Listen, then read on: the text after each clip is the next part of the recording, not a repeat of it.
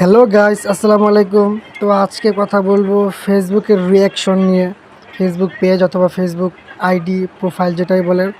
তো আপনারা অনেক সময় দেখেন যে আরেকজনের পোস্টে বা রিলস ভিডিওতে আপনার কতগুলা লাইক হয়েছে তা কিন্তু দেখা যায় না, শুধু রিয়াকশনই দেখা যায়। কিন্তু এখানে কতগুলা লাইক হয়েছে সেটা কিন্তু দেখা যায় না। তো আপনি যদি সেরকম করতে চান তাহলে আজকের ভিডিওটা আপনার জন্য। তার জন্য আপনাকে সর্বপ্রথম চলে যেতে হবে ফেসবুক অ্যাপে। ফেসবুক অ্যাপে আসার পর আপনি এখান থেকে চলে যাবেন এই যে ডান পাশের থ্রি ডট অপশনে। এই থ্রি ডট অপশনের উপরে একটা ক্লিক করবেন। ক্লিক করার পর এখান থেকে চলে যাবেন যে সেটিংস। এই সেটিংসের উপরে একটা ক্লিক করবেন। ক্লিক করার পর একটু চলে যাবেন নিচে। নিচে আসার পরে যে এখানে দেখতে পাচ্ছেন যে রিয়াকশান পারফরমেন্স, ঠিক আছে? এই রিয়াকশান পারফরমেন্সের উপরে একটা ক্লিক করবেন।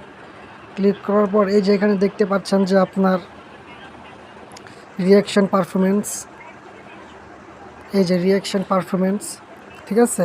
তো এখানে লেখা আছে আপনার হাইট নাম্বার অফ রিয়াকশান। তো এখানে এসে আপনি এই যে এখানে একটা আইকন দেখতে পাচ্ছেন, তো সেটাকে অন করে দিবেন। তাহলে আপনার পোস্ট অথবা রিলস ভিডিওতে কতগুলো রিয়েক্ট পড়েছে তা কিন্তু অন্যদের সামনে শো হবে না।